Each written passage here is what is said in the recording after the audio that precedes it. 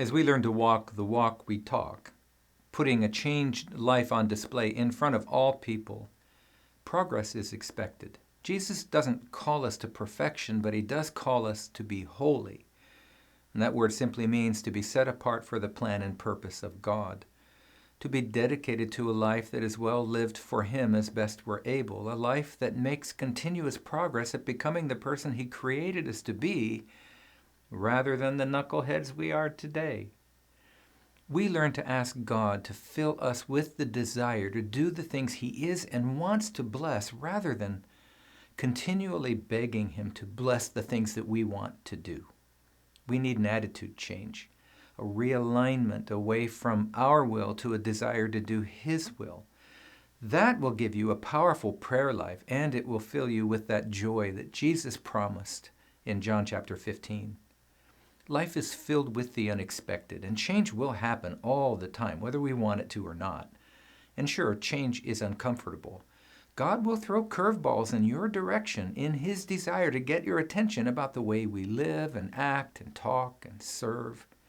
Sometimes we're slow to learn, and God returns us to a challenging situation that we can face, a changed circumstance, and actually learn what he needs us to learn. Tony Evans has said, "Change is inevitable, progress is optional." For us to understand how to grow spiritually in our progressive sanctification, we must first become dedicated to learning. But more than that, we must apply what we learn to a changed life in a spiritual growth cycle that we'll discuss in this section. The very word disciple is a word picture. It's intended to show us how a follower of Jesus is impacted by his teaching over time. Let me share a definition of growing disciple and discipleship that I learned from Jeff Vanderstelt of the Soma Church. The word Soma means body, as in the body of Christ. The expectation of Jesus for members of his body is to become a growing disciple. So what is that? Well, a growing disciple is a believer who is increasingly worshiping Jesus, increasingly changed by Jesus, and increasingly living for and obeying Jesus in all of life while helping others do the same. And discipleship, well, that is a process of leading others to increasingly submit all of life to the lordship and empowering presence of Jesus, so that each person becomes a growing disciple. Genuine progress requires several things. First, we must have his help dwelling in us.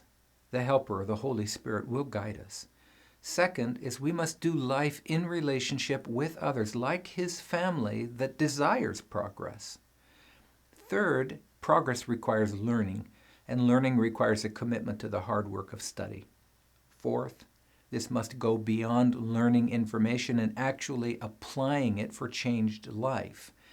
The Bible Knowledge Commentary has an interesting analysis of Colossians chapter 2, verses 2 and 3 that says, "That their hearts may be encouraged, being knit together in love, to reach all the riches of full assurance of understanding and the knowledge of God's mystery, which is Christ, in whom are hidden all the treasures of wisdom and knowledge." Now in Scripture, knowledge is more than just gathering information. Knowledge is understanding of truth. Wisdom is its application to living. So where knowledge is prudent judgment, wisdom is prudent action. You can certainly learn information without applying it for life change. When you have knowledge of truth, the expectation is to gain wisdom for living, which will produce change. We look different as we make consistent progress toward that future person that we're becoming. That's wisdom. Therefore, what we learn and what we know is useless unless we apply it to new life in Christ, lived differently, a life that honors God and loves our neighbor as ourselves, regardless of their lifestyle or their beliefs or their culture.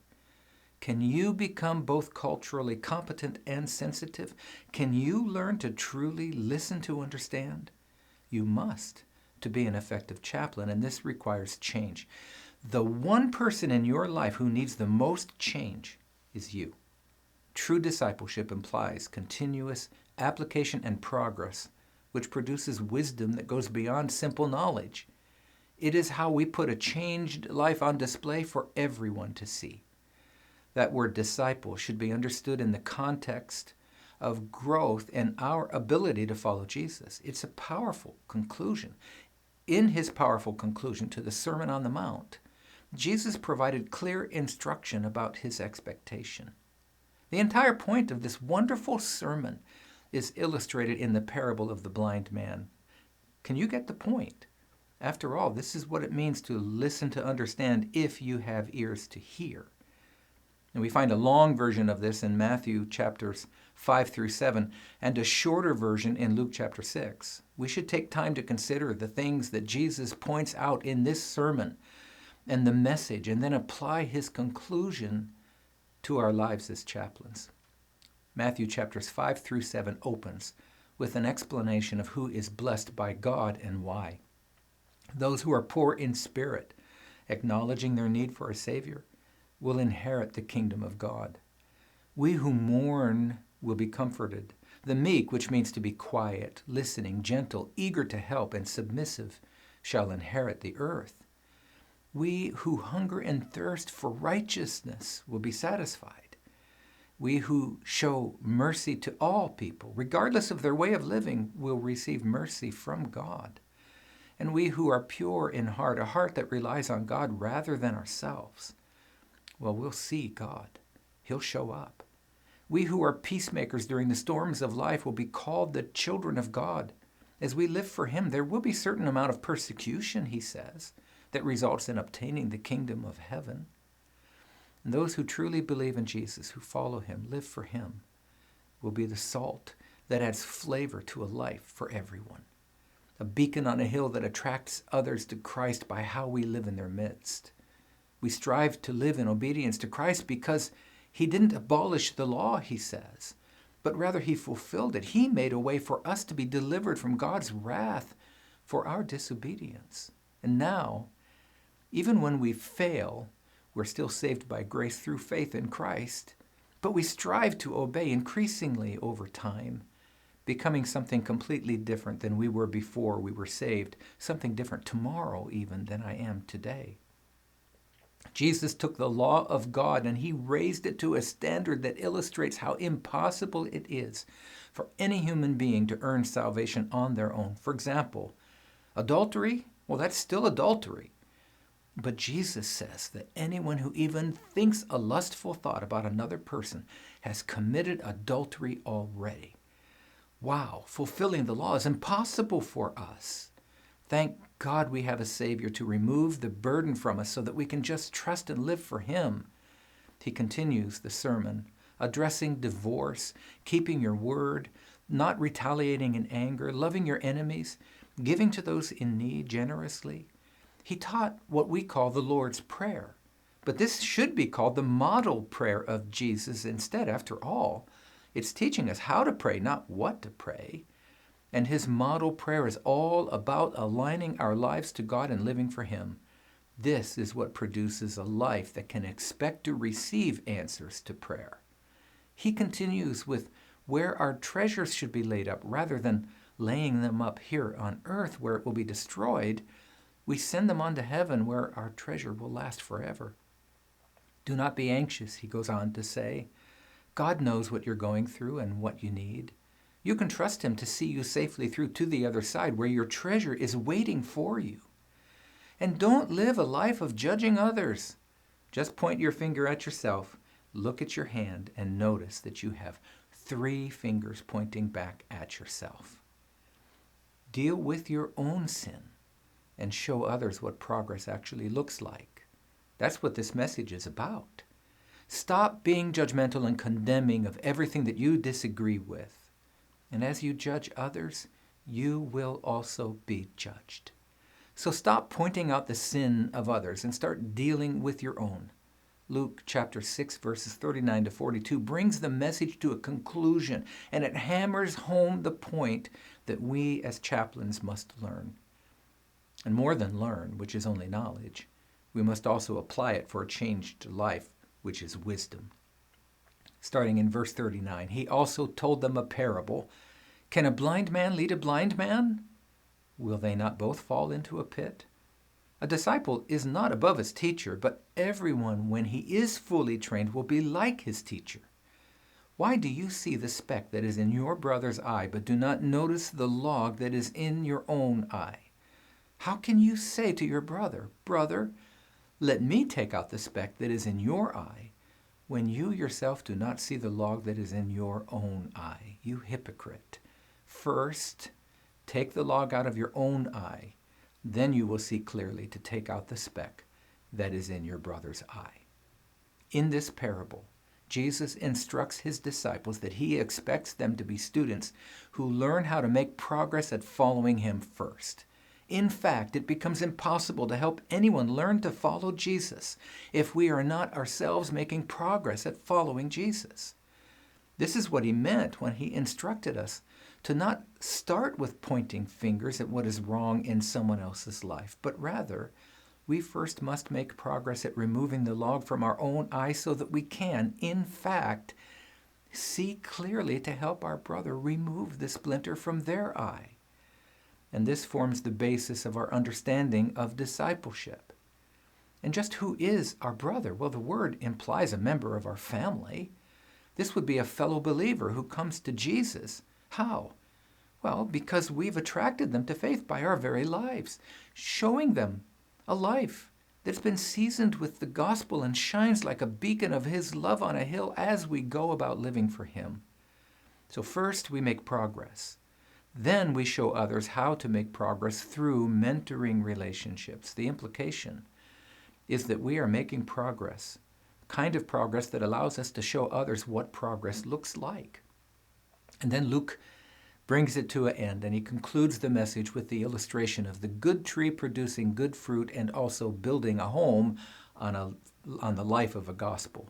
Such a life is like building on a solid foundation that remains standing after the brutal storms of life slam against it. And notice that these storms come against both kinds of people. Both the saved and the unsaved will experience great storms slamming against their lives. But the saved, who build on the solid bedrock of Christ, will remain standing while the rest will be ruined. The truth is that none of us can live this life or do this work perfectly, to be sure. But there can be no doubt that Jesus expects us to be making progress in our own walk with him. In verse 40, Jesus said, a disciple, a word that means student, is not above his teacher, but everyone when he is fully trained will be like his teacher. One of my favorite seminary professors at Moody Theological Seminary, Dr. John Jelenic, put it this way in one of his lectures. He said, a student can learn what his teacher knows, but a disciple becomes what his master is.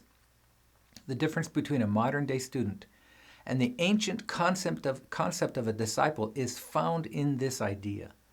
To learn information and not be changed is possible. But to become what your teacher is, that's a disciple. So who is your teacher? Who and what are you studying? What are you becoming? These are serious questions that we should be asking ourselves. Real progress is up to you, and you will never reach the end of progress on this side of heaven. Progress requires commitment and dedication to living this new life in Christ that we have been given. This is the expectation of our chaplains. The best and most effective way to grow in faith is through accountability within the context of community. We do this through studying God's Word together while praying for him to reveal to us what he wants us to do and who he wants us to become. The expectation is that our lives will be steadily changed over time as we engage in ministry together for Christ, and build a life that matters. And this is how we learn to know God, which fuels a spiritual growth cycle to continue in our lives until we take our last breath. We study the Bible, we pray, we work toward life change, we serve together. This becomes the cycle and path toward knowing God. More on that to come. It is the intention of Christian chaplains and coaching to be a resource to help disciples make progress in their walk with Jesus. We do this through empowering growing disciples of Christ as chaplains on mission together with Christ. We do this through teaching, life coaching, and offering resources to our chaplains and pastors and churches to help them accomplish the mission as well. We're in this together. It's kingdom work for us. We're happy that you're joining us. Let us all make the commitment and the vow, the solemn vow, to turn our lives to Christ and make steady progress at living as his faithful disciples so that we can become effective chaplains in service to him. To restate this important point, you are not expected to be perfect. You are not expected even to be qualified. You're only expected to love God and love people and make progress. So don't let this frighten you. We learn as we're going. You can do this. I know that's true because you have the Holy Spirit to help you if you believe. I've experienced his help, and it took me many, many more years to change than it should have. I pray it will not take you as long as it did me to make progress at living for him. Come on, let's do this together. And with his help, we can.